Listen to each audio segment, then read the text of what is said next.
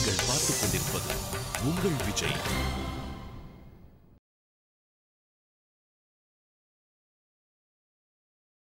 அன்புள்ள விஜய் தொலைக்காட்சி நேயர்களே வணக்கம். இந்த நாள் என்ற இனிய நிகழ்ச்சியில் இன்றைய பஞ்சாங்க குறிப்பு.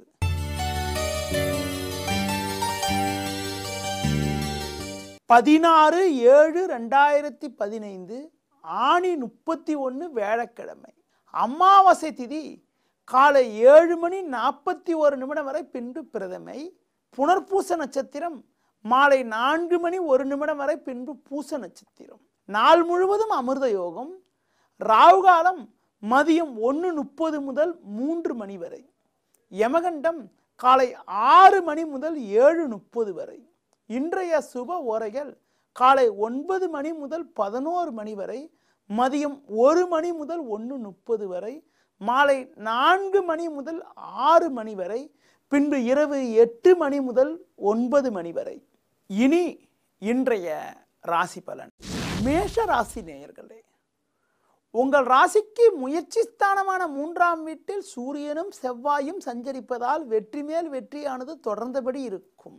உடன் இருப்பவர்களுடைய ஆதரவானது மிக மிக சிறப்பாக இருக்கும். பண வரவுகளும் நன்றாக இருக்கும். ரிஷப ராசி நேயர்களே, முயற்சி ஸ்தானமான 3ஆம் வீட்டில் சந்திரனும் 4இல் சுக்கிரனும் சஞ்சரிப்பது எல்லா வகையிலும் ஏற்றத்தை ஏற்படுத்தக்கூடிய அமைப்பாகும். 2இல் சூரியன் செவ்வாய் சஞ்சரிப்பதால் உடன் இருப்பவர்களை அனுசரித்து செல்வது, கோபத்தை குறைத்துக் கொள்வது, நிதானத்தோடு செயல்படுவது மிக மிக நல்லது. மிதுன ராசி நேயர்களே, உங்கள் ராசிக்கு 2ஆம் வீட்டில் சந்திரனும் 3ஆம் வீட்டில் சுக்கிரனும் சஞ்சரிப்பதால் எல்லா வகையிலும் அனுகூலமான பலன்களை எளிதில் அடைய முடியும். ஜென்ம ராசியில் சூரியன் செவ்வாய் இருப்பதால் முன்கோபத்தை குறைத்து கொண்டு நிதானத்தோடு செயல்பட்டால் சாதகமான பலன்களை அடைவதற்கான வாய்ப்புகள் உண்டு. தொழில் நிமித்தமாக வேலையாட்களுடைய ஒத்துழைப்பானது அவ்வளவு சிறப்பாக இருக்காது என்றாலும் பண வரவுக்கோ லாபத்திற்கோ எந்த விதத்திலும் குறை இருக்காது. கடக ராசி நேயர்களே, ஜென்ம ராசியில் சந்திரனும் 2இல் குருவும் சஞ்சரிப்பதால் நீங்கள் நினைத்ததெல்லாம் நடக்கும். எடுக்கும் முயற்சிகளில் சாதகமான பலன்கள் இருக்கும்.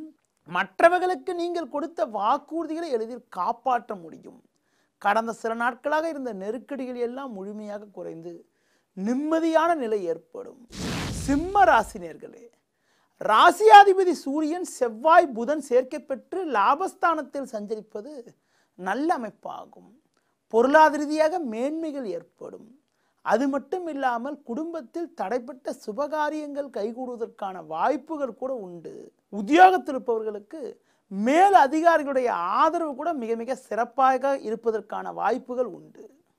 கன்னி ராசி நேயர்களே, லாபஸ்தானமான 11ஆம் வீட்டில் சந்திரனவர் சாதகமாக அமையப்பெற்று 10இல் சூரியன் செவ்வாய் சஞ்சரிப்பதால் நினைத்ததெல்லாம் நடப்பதற்கான வாய்ப்புகள் உண்டு.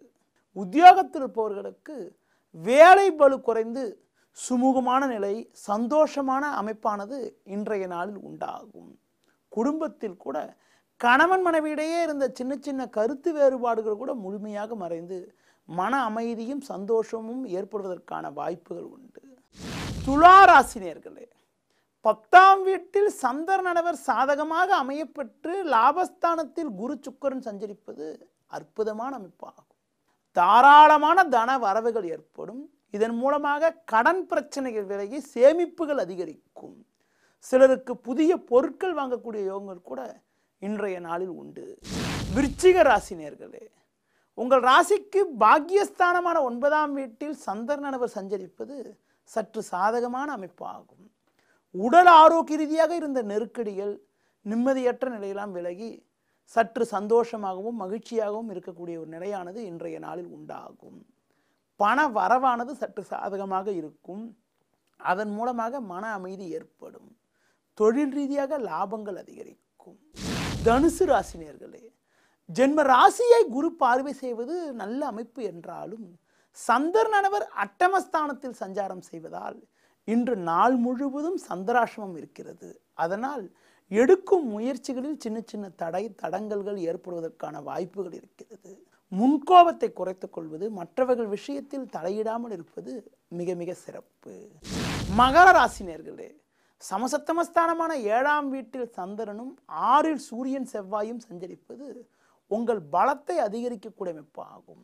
மறைமுக எதிர்ப்புகள் குறைந்து சாதகமான பலன்கள் ஏற்படுவதற்கான வாய்ப்புகள் இன்றைய நாளில் உண்டு. கும்ப ராசி நேயர்களே, உங்கள் ராசிக்கு 6ஆம் வீட்டில் சந்திரன் அமையப்பெற்று 7ஆம் வீட்டில் குரு பகவான் சஞ்சரிப்பது அற்புதமான அமைப்பாகும். இதன் மூலமாக இருக்கக்கூடிய சிக்கல்கள் நெருக்கடிகள் எல்லாம் படிப்படியாக குறைந்து அனுகூலங்கள் அதிகரிக்கும்.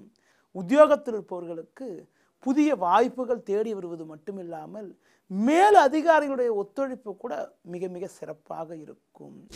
மீன ராசி நேயர்களே, உங்கள் ராசிக்கு பஞ்சமஸ்தானமான 5ஆம் வீட்டில் சந்திரன் சஞ்சரிப்பதால் எந்தவித நெருக்கடியையும் சமாளிக்க முடியும்.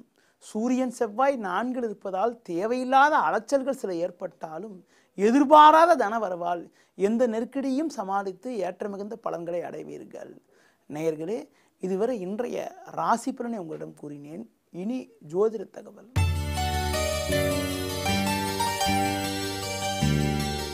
ஜோதிட தகவல்ல திருமண விஷயத்தில் பார்த்தீங்கன்னா சிலருக்கு காதல் திருமணம், கலப்பு திருமணம் ஏற்படுகிறது.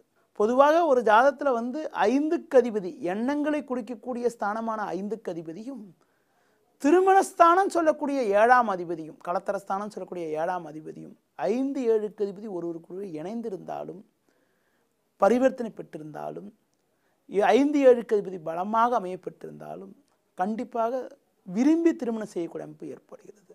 5, 7க்கு அதிபதிகள் இணைந்திருக்கின்ற பொழுது காதல் திருமணம் ஏற்படும் என்றாலும் அந்த கிரக அமைப்பில் உறவுகளை குறிக்கக்கூடிய கிரகங்களான சில கிரகங்கள் அமைப்பட்டால், சூரியன், சந்திரன், செவ்வாய் போன்ற கிரகங்கள் அமைப்பட்டால் உறவு தூரத்து ஆண் பெண்ணை கூட விரும்பி திருமணம் செய்யக்கூடிய அமைப்பு ஏற்படும். அதுவே பார்த்தீங்கன்னா அந்த 5, 7ல் அமையக்கூடிய கிரகங்கள் பாவ கிரகங்களுடைய ஆதிக்கம் இருந்தால், சனி, ராகு, கேது போன்ற கிரகங்களுடைய ஆதிக்கம் அதிகமாக இருந்தால் அந்த ஜாதகர் பார்த்தீங்கன்னா காதலித்து திருமணம் செய்கின்ற போது கலப்பு திருமணமாகவோ காதல் திருமணமாகவோ அந்நிய ஜாதி பையனை திருமணம் செய்யக்கூடிய அமைப்பு கூட உண்டாகிறது. அதுவே 5க்கு அதிபதி வக்கரம் பெற்றிருந்தாலோ, 5க்கு அதிபதி பலகீனமாக இருந்தாலோ, நீச்சம் பெற்றாலோ யாரையாவது விரும்பி அந்த விருப்பமானது கடைசியில் தோல்வியில் முடியக்கூடிய அமைப்பு, அதன் மூலமாக மன வருத்தங்கள், மனக்குழப்பங்கள்லாம் ஏற்படக்கூடிய ஒரு அனுகூலமற்ற நிலை உண்டாகும். இதுவரை இன்றைய பஞ்சாங்க குறிப்பு, ராசி பலன் மற்றும் ஜோதிட தகவல்களை கூறியுள்ளேன். மீண்டும் நாளை காலை சந்திப்போம். நன்றி, வணக்கம்.